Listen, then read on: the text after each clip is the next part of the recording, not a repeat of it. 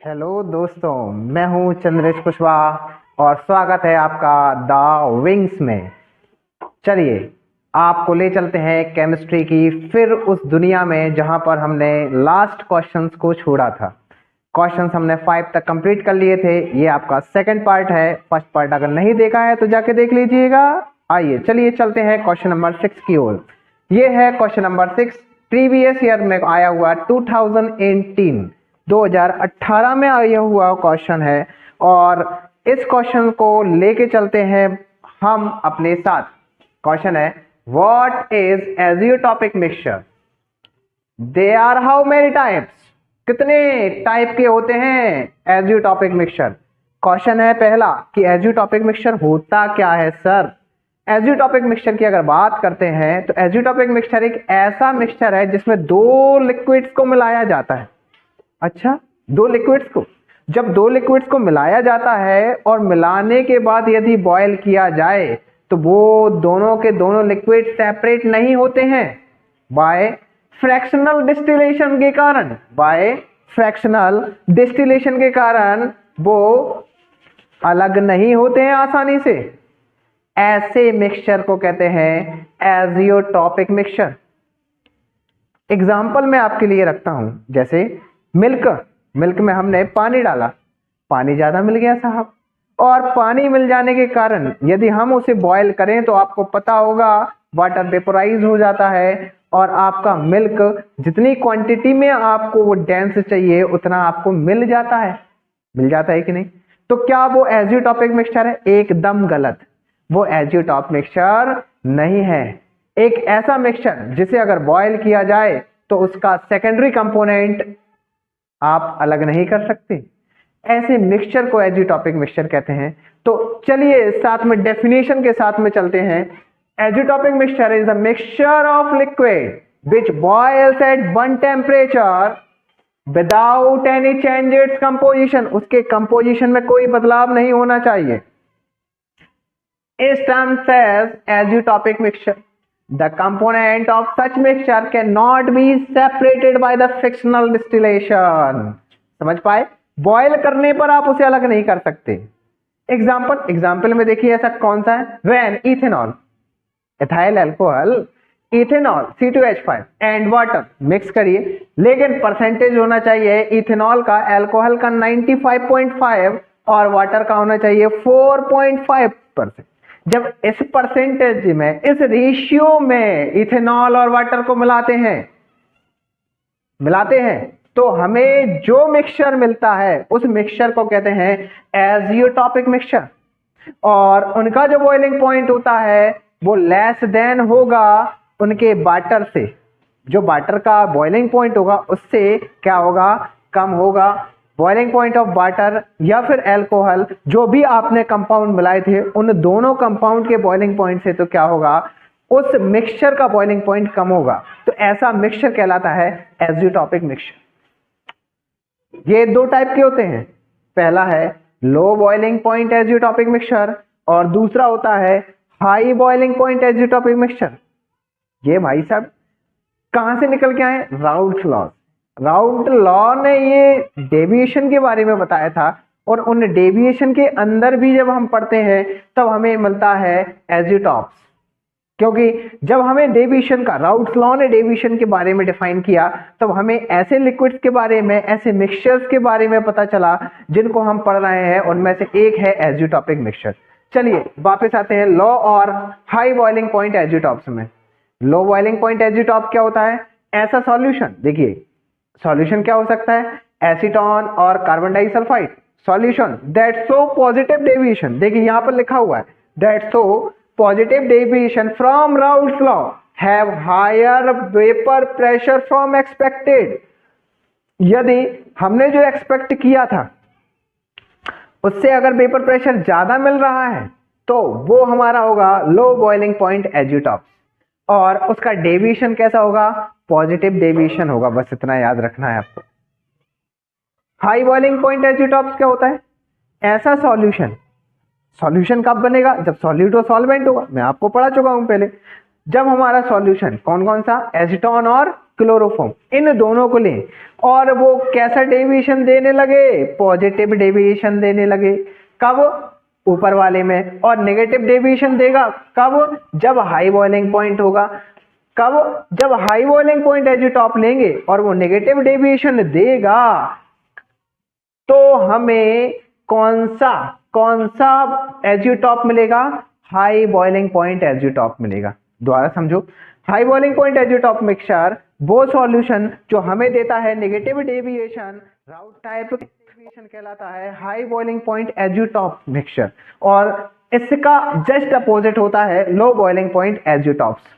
और हमारा एजियोटॉपिक मिक्सचर का ये जो क्वेश्चन है वो यहाँ पर क्या होता है, खत्म होता है। तो एक और बार एजियोटॉप मिक्सचर, एसिड की कहानी क्या थी कि जब हम दो सॉल्यूशन को आपस में मिलाएं, मतलब सॉल्यूशन कहें या दो लिक्विड्स को कहें आपस में मिलाएं, तो उनका जो बॉइलिंग पॉइंट है वो एक्सपेक्टेड कम या ज्यादा आ सकता है, बिल्कुल सही है, और उसे आसानी से फ्रैक्शनल डिस्टिलेशन से सेपरेट नहीं किया जा सकता हो, ऐसा मिक्सचर क्या कहलाता है, एजियोटॉप मिक्सचर कहलाता है। आई होप आप इस क्वेश्चन को आसानी से समझ पाए होंगे।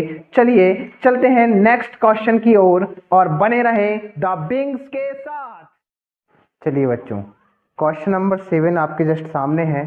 What is molal freezing point depression constant. अब हमें समझना है कि फ्रीजिंग पॉइंट डिप्रेशन क्या होता है, तब तो हमें molal freezing point depression constant समझ में आने वाला है। डिप्रेशन कांस्टेंट ये लिखा हुआ है freezing point depression. Freezing point depression का मतलब क्या है सर, जैसे हमारे पास कोई प्योर सॉल्वेंट है, अगर हम उसमें नॉन वॉलेटाइल सॉल्यूट मिला दें, क्या, non volatile solute, non volatile का मतलब जो बदलता नहीं है, जो वेपराइज्ड नहीं होता, ठीक है, अगर हमने वो सॉल्यूट उस सॉल्यूशन में या उस प्योर सॉल्वेंट में मिलाया, प्योर सॉल्वेंट में हमने सॉल्यूट, नॉन वॉलेटाइल सॉल्यूट मिलाया, तो उसका जो फ्रीजिंग पॉइंट है वो सॉल्वेंट के फ्रीजिंग पॉइंट से कैसा हो जाएगा, कम। अगर कम हो रहा है तो उस टाइप का फ्रीजिंग या डिप्रेशन, उस टाइप का फ्रीजिंग में डिप्रेशन, मतलब जमने में जो कमी आई है वो डिप्रेशन आया है, उसी को कहते हैं फ्रीजिंग पॉइंट डिप्रेशन। क्लियर हुआ। अब फ्रीजिंग पॉइंट डिप्रेशन है तो उसी के आगे लिखा हुआ है मोलल और फिर लिखा है कांस्टेंट। मतलब एक मोल अगर हम सॉल्यूट 1000 सॉल्वेंट में मिला दें और मिलाने से जितना डिप्रेशन, किसके, फ्रीजिंग के, फ्रीजिंग में जितना डिप्रेशन यानी कमी आ रही है उसको कहेंगे molal freezing point depression constant. समझ गए, चलो ठीक है। मोलल डिप्रेशन कांस्टेंट में be defined as the freezing point depression. Freezing point depression produced when कब, जब एक mole 1 mole of solute is dissolved, कितने में, 1 kg में, देखो यहां लगा 1 kg of the solvent, 1 kg के सॉल्वेंट में यदि अपन 1 मोल सॉल्यूट का मिला दें तो हमारे लिए जो डिप्रेशन आएगा उसी को कहेंगे क्या, मोलल फ्रीजिंग पॉइंट डिप्रेशन, और उसे जिससे डेनोट करेंगे उसे कहेंगे molal freezing point depression constant. तो आगे चलें, अगर बात करें डिप्रेशन इन फ्रीजिंग पॉइंट हमेशा डायरेक्टली प्रोपोर्शनल होगा किसके, मोलल कंसंट्रेशन के, जो सॉल्यूट अपन मिला रहे हैं। क्यों, हमने जितना सॉल्यूट डालेंगे उस पे ही तो डिपेंड करेगा हमारा डिप्रेशन कांस्टेंट। तो हम कहेंगे कि हमारा जो फ्रीजिंग है वो डायरेक्टली प्रोपोर्शनल हो जाएगा किसके, मोलल कंसंट्रेशन के। ये देखो del T F is directly proportional to the molal concentration. Del T F क्या है, डिप्रेशन इन फ्रीजिंग पॉइंट, मतलब कितना डिप्रेशन आया हुआ है। पहले टेम्परेचर 2 था, फिर टेम्परेचर 1 हो गया, 2 से 1 कम हुआ, मान लिया कि भैया 10 डिग्री सेल्सियस टेम्परेचर था पहले, 8 हो गया, जितने का डिप्रेशन आया उसी को कहते हैं डेल टी एफ। समझ गए, उसी को कहते हैं डेल टी एफ। ये रहा del T F, depression in freezing point. वो किसके कारण होता है, वो मोल्स के कारण होता है। कितना मोलर कंसंट्रेशन आपने मिलाया तो हम कहेंगे del T F is directly proportional to the molar concentration. अगर इसे प्रोपोर्शनैलिटी के साइन को हटा दिया जाए तो देखो डेल टी एफ जैसे ही प्रोपोर्शनैलिटी का साइन हुआ तो एक कांस्टेंट आया जिसे हमने लिखा के एफ, और के एफ ही तो है मोलर डिप्रेशन कांस्टेंट। इसी कांस्टेंट को, इसी मोलर डिप्रेशन कांस्टेंट को क्या कहा जाता है? Cryoscopic constant. ये भी याद रखना। तो cryoscopic constant is also known as molar depression constant. और यहां से हमारा question what is molar freezing point constant खत्म होता है डिप्रेशन वाला। बने रहे बिग्स के साथ और चलते हैं अगले क्वेश्चन की ओर। मैं हूं, चलिए क्वेश्चन आपके सामने आ चुका है। Question number 8, right the difference between Henry law and Raoult law. Right the application of Henry law. Henry law की एप्लीकेशन भी बताना है और हेनरी लॉ और राउल्ट लॉ में डिफरेंस क्या है वो देखेंगे। पहला है हमारे पास हेनरी लॉ। हेनरी लॉ के लिए यहाँ पर अगर मैं आपको बात बताऊं तो हेनरी लॉ ने क्या कहा था? According to this solubility of a gas in a liquid, solubility of gas, gases की सॉल्युबिलिटी किसके अंदर? लिक्विड के अंदर, इज डायरेक्टली प्रोपोर्शनल होता है उसके पार्शियली प्रेशर के इक्वल। समझ गए? तो हम अगर बात करें इस लॉ के according solubility of a gas of a liquid is proportional होता है partially pressure of the gas के। तो हम कहेंगे P is directly proportional to partially pressure directly proportional to the mole fraction of gas X। अगर इस proportionality के sign को हटाते हैं तो आता है KH। यहाँ पर KH क्या है? Henry constant. KH है हेनरी कांस्टेंट, X है मोल fraction of the gas and P है partial pressure of the gas. यहाँ पर है ये हेनरी लॉ, ये है हेनरी लॉ और इस तरफ है राउल्ट लॉ। राउल्ट लॉ ने क्या कहा था? राउल्ट ने कहा क्या था? राउल्ट ने कहा कि यदि हम नॉन वॉलेटाइल सॉल्यूट को मिलाएं, किसको? नॉन वॉलेटाइल सॉल्यूट को किसी भी सॉल्वेंट में मिलाएं तो सॉल्वेंट में मिलाने पर, किसी भी सॉल्वेंट में मिलाने पर क्या होगा? उसका पार्शियली प्रेशर डिप्रेस्ड होगा। ये बताया था हमें किसने? राउल्ट ने। तो राउल्ट लॉ के according the vapour pressure of any solution containing non volatile solute in a volatile solvent, non volatile solute किसमें? वॉलेटाइल सॉल्वेंट में, वो डायरेक्टली प्रोपोर्शनल होता है उसके मोल फ्रैक्शन के, किसके? Mole fraction of the solvent in the solution. हम कहें तो PS जो हमारा क्या है? Vapour pressure of the solution directly proportional होगा mole fraction of the solvent के। अगर हम प्रोपोर्शनैलिटी के साइन को हटाएं तो हमारे पास P0 आता है जो होता है vapour pressure of pure solvent. इसके आगे का हम हेनरी लॉ की एप्लीकेशन को यहाँ पर देखेंगे इसके जस्ट आगे। ओके, कंटिन्यू रहें, जुड़े रहें। आपके सामने एप्लीकेशन ऑफ हेनरीज लॉ दिख रही हैं। चलिए साथ में चालू करते हैं हेनरीज लॉ की एप्लीकेशन के बारे में जानना। ये एप्लीकेशन बहुत ज़्यादा इम्पोर्टेंट है बच्चों, तो ध्यान रहे, इनको हमें बहुत ही ध्यान से समझना है और देखना है। और इन एप्लीकेशन से ऑब्जेक्टिव्स क्वेश्चंस आने की पॉसिबिलिटी भी ज़्यादा है। चलिए चलते हैं साथ में एप्लीकेशन ऑफ हेनरी लॉ। पहली एप्लीकेशन आपको दिख रही है in the production of carbonated beverages. Beverage का मतलब क्या होता है सर? कोल्ड ड्रिंक्स बनाना है, ठंडे कोल्ड जो पीने वाले होते हैं, ठंडे ठंडे जैसे Pepsi, Limca, Coca Cola, ETC, ये जो ठंडे पे पदार्थ होते हैं जितने भी पीने वाले, वो बनाने के लिए, वो बेवरेजेस बनाने के लिए हम किसका यूज़ करते हैं? हेनरी लॉ का। कैसे सर? आप जिस कोल्ड ड्रिंक्स को पीते हैं ना सर, जिस कोल्ड ड्रिंक को पीते हैं उसमें आपको एक गैस डिजॉल्व दिखती है जब आप उसको पीते हैं, और आप पीने के बाद थोड़ी देर बाद डका लगे, जो मुंह से आपकी निकली है ना जो गैस, वो होती है carbon dioxide. Carbon dioxide gas को हाई प्रेशर पर, सर हाई प्रेशर पर किसके अंदर भर दिया जाता है? लिक्विड के अंदर। देखो solubility of the gases in liquid, यही तो हेनरी लॉ है, विथ हाई प्रेशर। तो हाई प्रेशर पर कार्बन डाइऑक्साइड की गैस को उस सॉल्यूशन के अंदर क्या कर दिया जाता है? भर दिया जाता है, और वहां पर बनती है हमारी कार्बोनेटेड बेवरेजेस। पहली एप्लीकेशन बहुत इंपॉर्टेंट एप्लीकेशन है। देखो लिखा हुआ है in soft drink and soda water the bottle is sealed under high pressure to increase the solubility of carbon dioxide. पहली एप्लीकेशन हो गई। अच्छा, इस एप्लीकेशन के बारे में मैं थोड़ा और बताना चाहूँगा। देखो ध्यान से समझना, जो हमारी बोतल होती है, आपने देखा होगा पानी वाली, पानी की ना कहकर पेप्सी, लिम्का, कोका कोला, ये कोई भी आप वो देख सकते हैं, कैन वगैरह। आपने उस बोतल को देखा होगा। अगर आपने बोतल देखी होगी ना, तो बोतल ध्यान से समझना, इस बोतल में यहाँ पर कैप लगा हुआ है। बोतल भरी हुई केवल इतनी हुई आती है, केवल बोतल का जो सरफेस है वो इतना वॉल्यूम कवर करता है, इतना। थोड़ी सी बोतल को खाली छोड़ दिया जाता है। क्यों? वो थोड़ा सा स्पेस छोड़ा गया, इसलिए कि कंपनी का पैसा बच जाए और आसानी से आपको लूटा जा सके।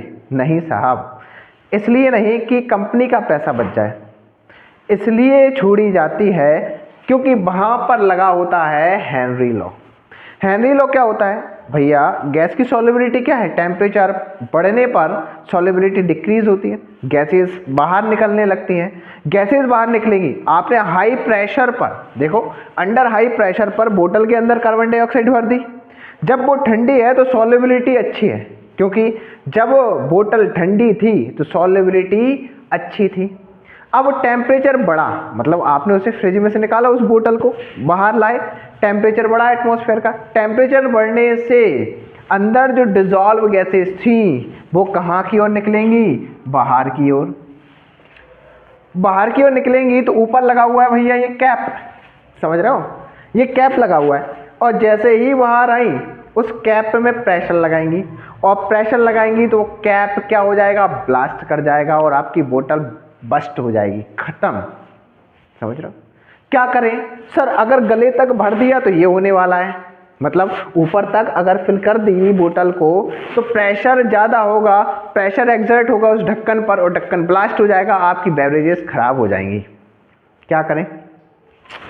स्पेस को छोड़ दिया जाता है, क्योंकि वहाँ पर पार्शियली प्रेशर आपको पढ़ाया जाता है ना, वो पार्शियली प्रेशर इंजीनियर्स निकालते हैं भाई साहब, यहाँ से निकालते। कहता पढ़ाई कहाँ काम में आएगी? यहाँ काम में आएगी भाई, यहाँ पर भविष्य में काम में आएगी। एप्लीकेशन कैसे यूज़ करते हैं वहाँ पर काम में आएगी।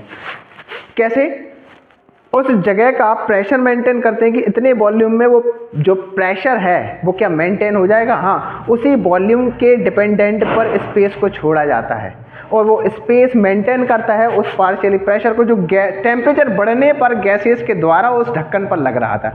और प्रेशर मेंटेन हो जाने के बाद आपकी कैसी भी कंडीशन में बेवरेजेस फटने वाली नहीं है। समझ रहे हो? कितना शानदार कंसेप्ट है इन हेनरी लॉ का, समझ पाए?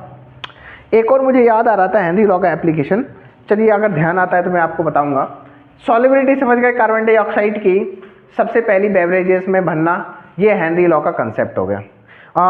एक और एप्लीकेशन याद आई, देखो ध्यान से। एक क्वेश्चन पूछा जाता है कि मछलियाँ, मतलब फिशेस या एक्वाटिक एनिमल्स, अच्छा यानी गुड फील करते हैं under cold water rather than hot water, why? ये भी एप्लीकेशन है हेनरी लॉ की, ध्यान से समझना। कोल्ड वाटर का मतलब क्या है? सॉल्युबिलिटी यहाँ पर काम करती है, सॉल्युबिलिटी है डिजॉल्व गैसेस। हेनरी लॉ ये कहता है कि टेम्परेचर अगर बढ़ेगा तो गैसेस की सॉल्युबिलिटी कम होगी, और जहाँ पर टेम्परेचर कम होगा सॉल्युबिलिटी ऑफ गैसेस ज़्यादा होगी। अगर हम सॉल्युबिलिटी के डिपेंडेंट पर ये बात बताएं तो टेम्परेचर अगर बढ़ाएंगे तो गैसेस लिक्विड में से क्या जाएंगी? बाहर। मतलब ऑक्सीजन जो किसके अंदर डिजॉल्व थी? वाटर के अंदर। टेम्परेचर बढ़ने से ऑक्सीजन के पार्टिकल बाहर आ जाते हैं, और बाहर आ जाते हैं तो पानी में ऑक्सीजन कम है तो एक्वाटिक एनिमल को अच्छा फील नहीं होगा, क्योंकि ऑक्सीजन के लिए ही तो वो वहाँ पर है, ऑक्सीजन नहीं है तो चल बसेंगे। समझ रहे हो?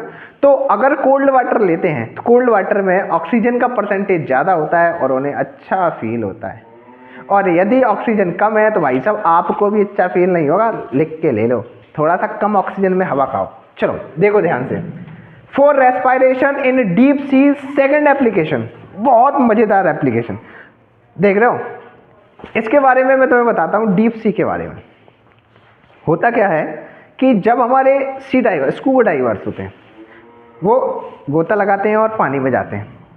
आपको पता है सर, पानी का लेवल जैसे जैसे बढ़ता है और जैसे जैसे आप उसके अंदर जाते हैं तो पानी का प्रेशर आप पे बढ़ने लगता है, कि लेयर ऑफ बढ़ने से वाटर प्रेशर बढ़ता है। अब ये बताने की जरूरत नहीं कि भाई सर नीचे जाएंगे तो प्रेशर कैसे बढ़ेगा, ये बाद में समझेंगे कभी, अभी काम का समझो। जब आप नीचे जाते हैं तो लगातार pressure of layering of water की बढ़ता चला जाता है आपके ऊपर। प्रेशर बढ़ा, प्रेशर बढ़ने से क्या होगा, गैसेस डिजॉल्व होंगी आपके ब्लड में। सर प्रेशर बढ़ा, गैसेस डिजॉल्व होंगी, मतलब टंकी ले जाते हैं भाई सब, स्कूबा डाइवर्स हैं, पीछे टंकी टैंक रेस्पायरेशन टैंक को पीछे बांध कर स्कूबा डाइवर्स पानी के अंदर जाते हैं और रेस्पायर करते हैं, सांस लेते हैं। जैसे जैसे प्रेशर बढ़ेगा वैसे वैसे dissolution of the gases body के ब्लड में बढ़ना स्टार्ट हो जाएगा।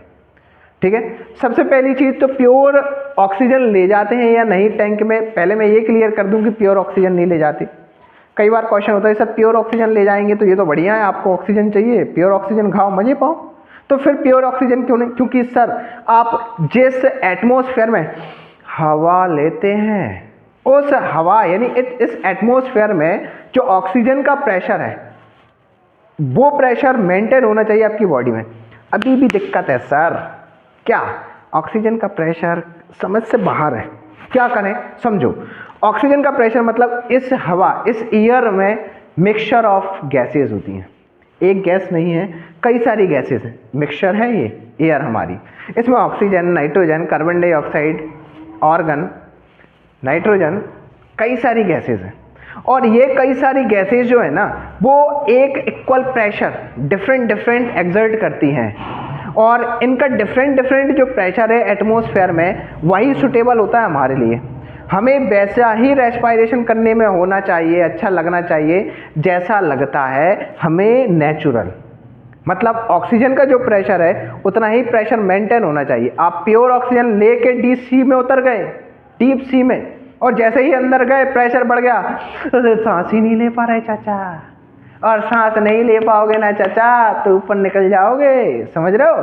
तो क्या करा जाए, करना क्या है, हम नहीं करते, साइंटिस्ट करते हैं, हम तो केवल पढ़ाते हैं।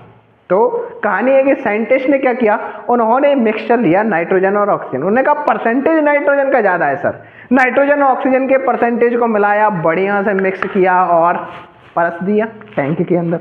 जैसे ही डीप सी में डाइवर्स गया, स्कूब अंदर गया और अंदर जाने के बाद बढ़िया सांस लेके घूम फिर के आया है, मछलियां देख के आया, मस्त ऑक्टोपस हो भाई, ऑक्टोपस क्या कर रहे हो, सब देख के आया और बाहर आया। वो बाहर आया और जैसे ही उसको पेन हुआ बॉडी में, अब बॉडी में पेन हुआ, साइंटिस्ट सोच रहे हैं कि अब बॉडी में पेन क्यों हो रहा है, दर्द, ये तो बढ़िया तरीके से अंदर गया, सांस वास लेके ऑक्टोपस से मिल के आया। समस्या ये थी कि जब वो पेन से यानी दर्द से जूझ रहा था उस टाइम पर हेनरी लॉ की एप्लीकेशन याद आ रही थी और वहाँ पर एक डिसीज का नाम हमें पता पड़ा जिसको कहते हैं बैंड। दिख रहा है यहाँ पर कहीं बैंड लिखा हुआ, इतना सारा लिख दिया, एक तो मिल भी नहीं रहा बैंड, चलो दिख गया यहाँ पर बैंड नाम की एक डिसीज आती है। ये डिसीज आती है नाइट्रोजन के कारण। किसके कारण आती है साहब, नाइट्रोजन के कारण। आपने ऑक्सीजन और नाइट्रोजन के मिक्सचर को अंदर ले गए थे टंकी में भर के, आपने सांस ली बढ़िया से, उसका यूज किया, मेटाबॉलिज्म, ऑक्सीजन खा गया, सेल्स ने यूज कर लिए, किसका ऑक्सीजन का, एटम्स का यूज कर लिया मेटाबॉलिज्म ने, लेकिन नाइट्रोजन यूज नहीं होती काका। नाइट्रोजन आप लेते हैं जैसा और ऐसे ही इनहेल करते हैं, इनलेट आउटलेट कर देते हैं, छोड़ो ठीक है तो इनलेट और आउटलेट दोनों करने के लिए जैसे आपने नाइट्रोजन ली और वैसे ही रिलीज कर दी। नाइट्रोजन का कोई रोल नहीं है बॉडी के अंदर, लेकिन ऑक्सीजन था, मेटाबॉलिज्म का यूज हो जाता है। यहाँ पर क्या हुआ कि जैसे ही आप समुद्र के अंदर गए, नाइट्रोजन आपके ब्लड सेल्स में गया, ट्रैप हो गया, देख रहे हो, फंस के रह जाता है अंदर, और फंस के रह जाता है अंदर तो वो रिलीज नहीं हो पाता, निकल नहीं पाता। आप अंदर गए और बाहर आ गए, अंदर क्या रह गया, नाइट्रोजन का पार्टिकल, एटम्स। जैसे ही आप बाहर आए तो अब वो तो अंदर है ना, लेकिन एटमॉस्फेरिक प्रेशर जैसे ही रिलीज हुआ तो नाइट्रोजन रिमूव होना था आपके बॉडी यानी ब्लड से, और निकलेगा कहाँ से, जब जगह ही नहीं है उसे निकलने के लिए, रेस्पायरेशन से, क्योंकि आप अचानक आ गए तो वो कहाँ प्रेशर लगाता है, आपकी बीन्स में, कैपिलरीज में, वो धक्का देता है उन्हें, तो आपको दर्द होता है बहुत तेज। साइंटिस्ट ने जब ऐसी फिलॉसफी देखी तो उन्होंने इसको रिमूव करना और इसे हटाने का तरीका ढूंढा। उन्होंने एक ऐसी चीज़ ढूंढ ली जिससे इस बैंड की डिसीज़ को हटाया जा सकता है, और वहाँ पर मिलाया एक मिक्सचर जिसमें सबसे बड़ी चीज़ थी हीलियम। दिख रही है आपको? हीलियम, नाइट्रोजन और ऑक्सीजन के मिक्सचर को 11.7%, 56.2% और 32.1% के मिक्सचर पर मिलाया गया। और जैसे ही इस मिक्सचर को मिलाया गया ना सर, हीलियम का पार्टिकल होता है छोटा, नाइट्रोजन का होता है बड़ा। पहले ही हीलियम का पार्टिकल एक वे बनाते हुए जिस रास्ते से निकला उसी रास्ते से नाइट्रोजन भी पास हो गया और जो बैंड था वो हट गया, मतलब डिसीज। चलिए, बहुत शानदार जो लिखा हुआ है, जो मैंने बताया वही है। Deep sea divers use compressed air for respiration. At high pressure oxygen, nitrogen ETC are more soluble in blood। बिल्कुल सही।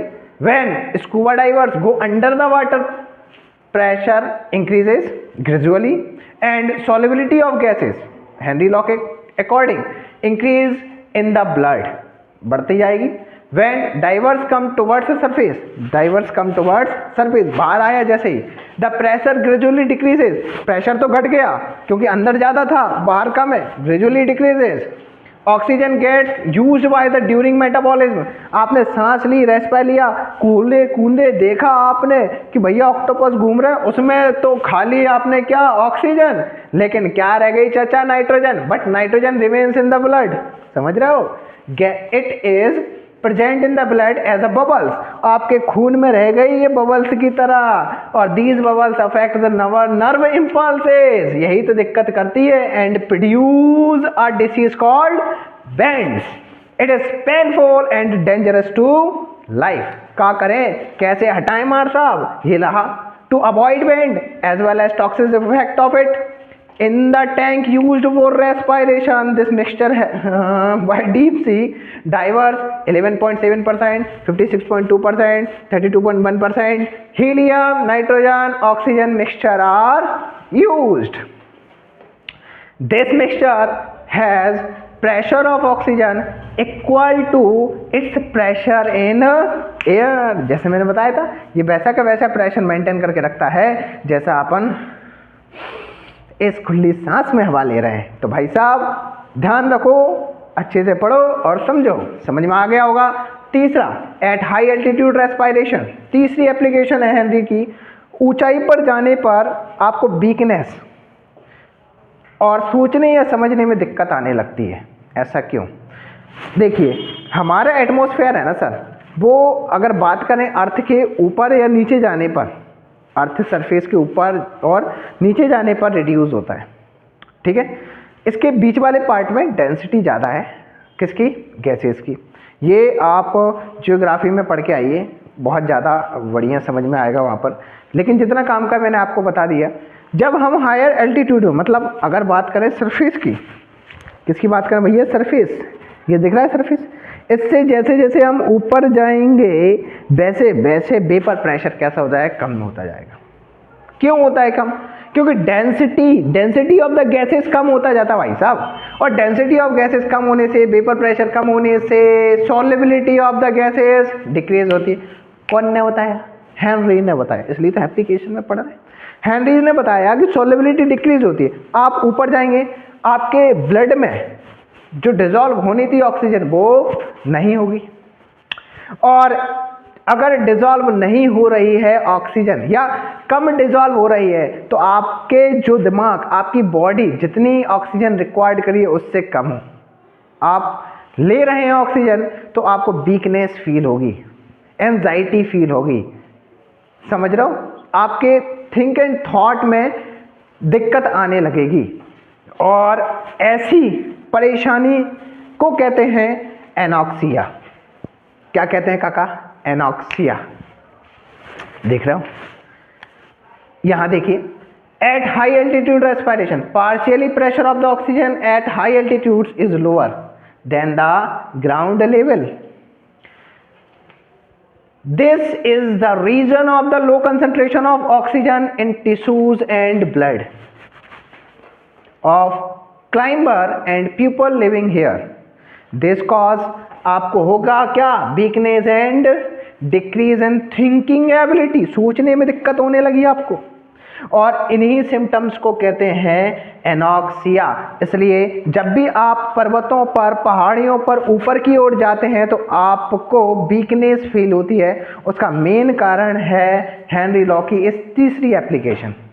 बने रहें हमारे साथ। नेक्स्ट क्वेश्चन में हम चलते हैं। चलिए, समझ में आ रहा होगा आपको, बहुत शानदार तरीके से मैंने आपको डिफाइन किया हुआ है। चलिए बच्चों, देखिए सामने question number 9, explain positive and negative deviation. हम क्वेश्चन है लेके जो आए हैं वो पॉजिटिव और नेगेटिव डेविएशन का है। पॉजिटिव और negative deviation non ideal solution से निकल के आए, मतलब राउट्स लॉ। और राउट्स लॉ जहाँ पर होता है वहाँ पर कई सारी चीज़ें हमारे लिए एक्सप्लेन करके जाता है। उनमें से एक एक्सप्लेनेशन उन्होंने दिया था हमारे लिए पॉजिटिव डेविएशन और नेगेटिव डेविएशन के बारे में।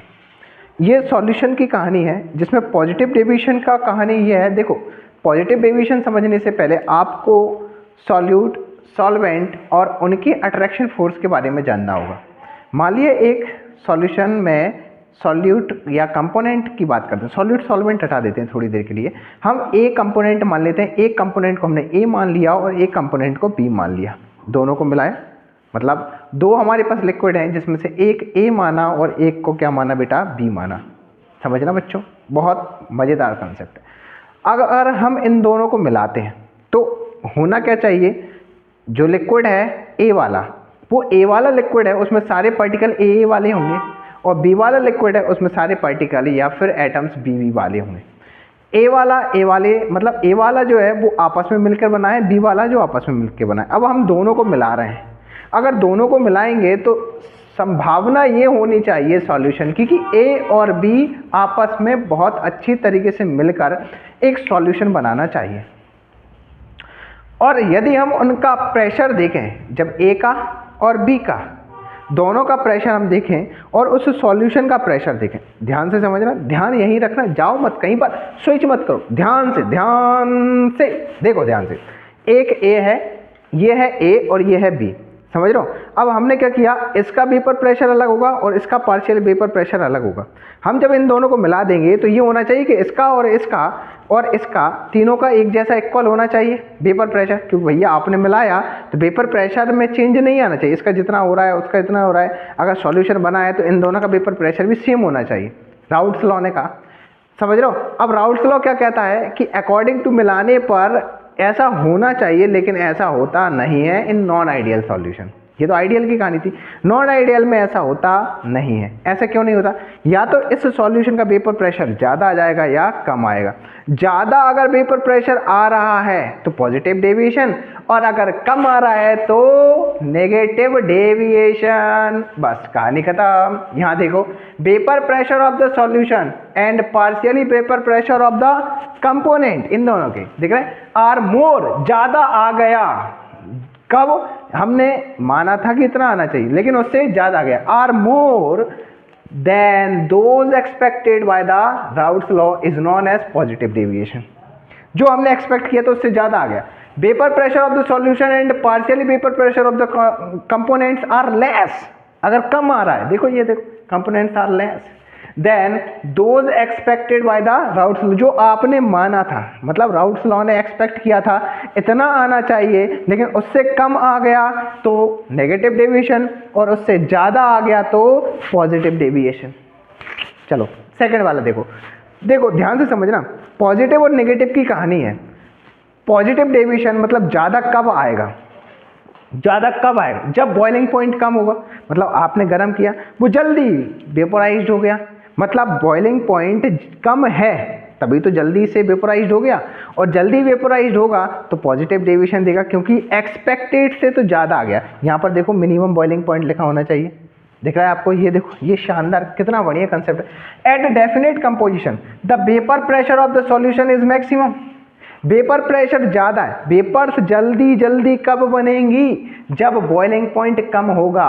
तो सीधी सी बात है, तो बॉइलिंग पॉइंट कैसा होगा, मिनिमम होगा। यहाँ पर उल्टा कर दो भाई साहब, यहाँ पर definite composition, vapour pressure of solution is minimum, vapour pressure कम आ रहा है। क्यों आ रहा है, क्योंकि हम जब उसे बॉयल कर रहे हैं, वॉलेटाइल कर रहे हैं, चेंज कर रहे हैं, तो चेंज करते टाइम पर उसने एनर्जी ज़्यादा एब्जॉर्ब कर ली, मतलब बॉइलिंग पॉइंट कैसा है, ज़्यादा है, मतलब वो वेपोराइज नहीं हो रहा। और बॉइलिंग पॉइंट ज़्यादा होगा तो हमारे लिए जो कंपोजिशन का वेपर प्रेशर है कैसा मिलेगा, कम मिलेगा। तो minimum and boiling point is maximum. दिखाई दे गया, शाबाश।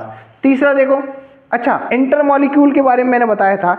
मान लो कि हमारा ए वाला सॉल्यूशन जो था ये रहा, बी वाला ये रहा, ये दोनों ही आपस में तो बढ़िया तरीके से बॉन्ड बनाए, ये खुद के आपस में भाइयों बंधुओं से बनाए, ये अपने भाइयों बंधुओं से बनाए। अब हम इन दोनों को मिला रहे हैं, लेकिन ये दोनों आपस में क्या नहीं बना रहे हैं, बॉन्ड नहीं बना रहे हैं, मतलब रिपल कर रहे हैं। मैंने इन दोनों को सॉल्यूशन को इन दोनों को डाला और ये दोनों आपस में मिल रहे हैं, लेकिन क्या हो रहा है, इन दोनों के बीच में अट्रैक्शन फोर्स अच्छा नहीं है, तो ये दूर भगाएगा, ये दूर भगेगा, दूर भगेगा तो डिस्टेंस बढ़ेगी, और डिस्टेंस बढ़ेगी तो वॉल्यूम बढ़ेगा। समझ गए, वॉल्यूम क्या हो जाएगा, बढ़ जाएगा। अगर अट्रैक्शन होता तो वॉल्यूम कम हो जाता। ये कंसेप्ट अगर समझ में आ गया हो ना, तो तीसरा वाला 2 मिनट में समझ में आ जाएगा। Volume of the solution is more than the total volume of the component.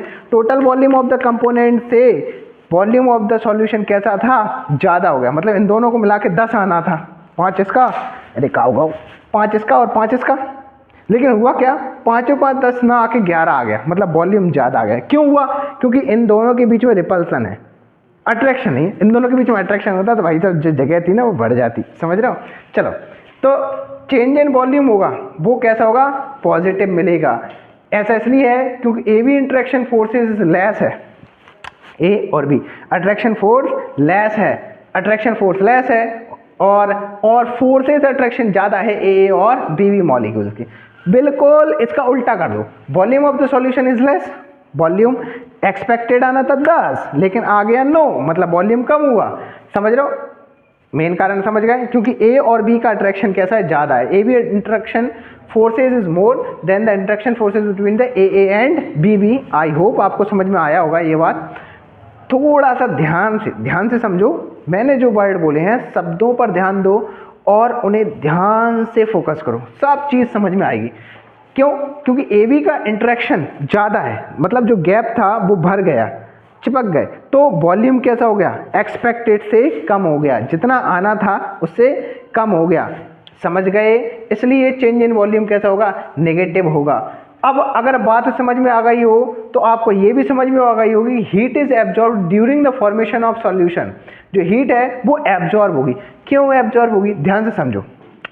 Maximum boiling point मतलब इंट्रैक्शन किस किस का है, ए और बी का, मतलब ये खुद में घुला हुआ है, ये खुद में घुला हुआ है। ए भी इंटरेक्ट कर ही नहीं रहे, मतलब कम कर रहे हैं। हम चाहते हैं कि ए भी अच्छे से इंटरेक्ट कर जाए।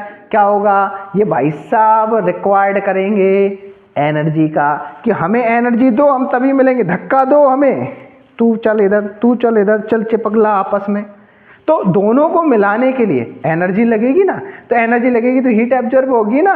सही है भैया, हीट एब्जॉर्ब करेगा। यहाँ तो भाई ऐसे ही आपस में चिपक रहे हैं, यहाँ तो ऐसी कहानी है कि अरे भगाओ इन दोनों को, ज़्यादा चिपक रहे हैं, ज़्यादा ही चिपका चिपकी हो रही है यहाँ पर, तो क्या करें, इनको हटाना लगेंगे। यही तो होता है, जमाना ही यही है, जमाना यही है भाई साहब। जो ज़्यादा मिलेंगे उन्हें हटाया जाएगा और जो कम मिल रहे हैं उन्हें मिलाया जाएगा। देख रहे हो, चलो हीट के बाद, हाँ हीट ही तो है, हीट इज इवॉल्व्ड, मतलब हीट निकलेगी। क्यों, क्योंकि ये आपस में पहले ही मिल रहे हैं। तो heat is evolved during the formation of solution, तो change in enthalpy always negative होगी, change in enthalpy always positive होगी। मतलब हीट यहाँ पर एब्जॉर्ब होगी और वहाँ पर हीट निकलेगी। यहाँ पर हीट भाई साहब निकलेगी, क्योंकि अपने आप मिल रहे हैं। बॉन्ड को बनाने के लिए एनर्जी की जरूरत ही नहीं, हीट चिपक गया अपने आप, हीट निकल जाएगी। और वहाँ पर देना पड़ रहा है तो हीट एब्जॉर्ब होगी। यहाँ पर देखिए सीधी सी बात है, मिनिमम बॉइलिंग आया था तो इसको कह दिया minimum boiling azeotropic mixture are form. यहाँ पर मिलेगा maximum boiling azeotropic mixture. Example देख लीजिए, इथेनॉल, बटर, इथेनॉल, इथेनॉल मतलब alcohol, ethyl alcohol, methyl alcohol भी चलेगा। इथाइल अल्कोहल, मिथाइल अल्कोहल और पानी का सॉल्यूशन पॉजिटिव डेविएशन देता वही है। बेंजीन और मीथेनॉल या मिथाइल अल्कोहल, बेंजीन और मिथाइल अल्कोहल का सॉल्यूशन पॉजिटिव डेविएशन देता है। नाइट्रिक एसिड और पानी, HCl और पानी क्या देता है हमें? Negative deviation. और बेंजीन और मिथाइल क्लोराइड हमें देता है नेगेटिव डेविएशन। तो ध्यान रखें, बहुत अच्छे से समझते जाएं। कोई डाउट हो तो कमेंट्स में लिख दें। बढ़ते हैं नेक्स्ट क्वेश्चन की ओर, जुड़े रहें द विंग्स के साथ। चलिए लास्ट क्वेश्चन आ चुका है आपके जस्ट सामने। What is abnormal molecular mass and osmotic pressure? Abnormal molecular mass, abnormal का मतलब क्या होता है? मतलब नॉर्मल ना हो। नॉर्मल ना हो जब हम मॉलिक्यूलर मास कैलकुलेट करें। देखिए सबसे बड़ी चीज़ है कि एबनॉर्मल वर्ड को समझकर उसको राइट करना। एबनॉर्मल मॉलिक्यूलर मास, एबनॉर्मल मतलब नॉर्मल नहीं है, मॉलिक्यूलर जो हम निकालते हैं मॉलिक्यूलर सॉल्यूट का, और मास आप जानते हैं जब वो नॉर्मल ना हो तो उस टाइप का मॉलिक्यूलर मास कहलाता है एबनॉर्मल मॉलिक्यूलर मास। मतलब हम जितना एक्सपेक्ट करते हैं कि भैया इतना मॉलिक्यूलर मास आना चाहिए, समझ रहे हो, उससे या तो ज़्यादा आ जाए या कम आ जाए, तो उस टाइप का मॉलिक्यूलर मास कहलाता है एबनॉर्मल मॉलिक्यूलर मास। यहीं पर वही कहानी है। ये जो एबनॉर्मल मॉलिक्यूलर मास है, पहली बात तो मॉलिक्यूलर मास निकालते कैसे? मॉलिक्यूलर मास निकालने के लिए हमारे लिए इस चैप्टर में है कॉलिगेटिव प्रॉपर्टीज़। ये कॉलिगेटिव प्रॉपर्टीज़ 4 टाइप की होती हैं। देखिए, lowering of vapour pressure, depression in freezing point, elevation in boiling point और ऑस्मोटिक प्रेशर। ये 4 प्रॉपर्टीज़ हैं जिनसे हम मॉलिक्यूलर मास निकालते हैं। जब हमारा मॉलिक्यूलर मास उससे ज़्यादा या कम आ जाए, जो हमने निकाला या निकालते हैं, और उससे ज़्यादा या कम आने पर जिस टाइप का हमें चेंजेस दिखता है उसी चेंजेस को कहते हैं एबनॉर्मल मॉलिक्यूलर मास। तो चलिए क्वेश्चन के साथ में चलते हैं। अच्छा, एबनॉर्मल मॉलिक्यूलर मास आता क्यों है? आता इसलिए है क्योंकि एसोसिएशन और डिसएसोसिएशन होता है मॉलिक्यूल्स में। मतलब मॉलिक्यूल्स या तो टूट जाएं तो क्या होगा? बढ़ जाएगा मॉलिक्यूलर मास, या फिर कंबाइन हो जाएं तो क्या हो जाएगा? मॉलिक्यूलर मास घट जाएगा। मतलब कंबाइन होने पर और टूटने पर अगर मॉलिक्यूलर मास में कम या ज़्यादा, कमी या बढ़ोतरी होती है, बिल्कुल होती है, और इसी के कारण आता है एबनॉर्मल मॉलिक्यूलर मास। मतलब एसोसिएशन और डिसएसोसिएशन। तो हमें 2 वर्ड याद रखना है एबनॉर्मल में, एसोसिएशन और डिसएसोसिएशन। एसोसिएशन और डिसएसोसिएशन के कारण ही मॉलिक्यूलर मास में बदलाव आता है, जिसके कारण हम उसे कहते हैं एबनॉर्मल मॉलिक्यूलर मास। चलिए, molecular mass calculated by the colligative property, किससे? कैलकुलेटिव प्रॉपर्टी से कैलकुलेट करते हैं। ऑब्टेन इन, जब वो एसोसिएशन और डिसएसोसिएशन केस में हो, किसके? सॉल्यूट के। सॉल्यूट के जो पार्टिकल्स हैं या तो एसोसिएट होंगे या डिसएसोसिएट होंगे। इट मे बी लोअर या फिर higher than the theoretical molecular mass, या तो ये थ्योरेटिकल मॉलिक्यूलर मास से ज़्यादा होगा या कम होने वाला है।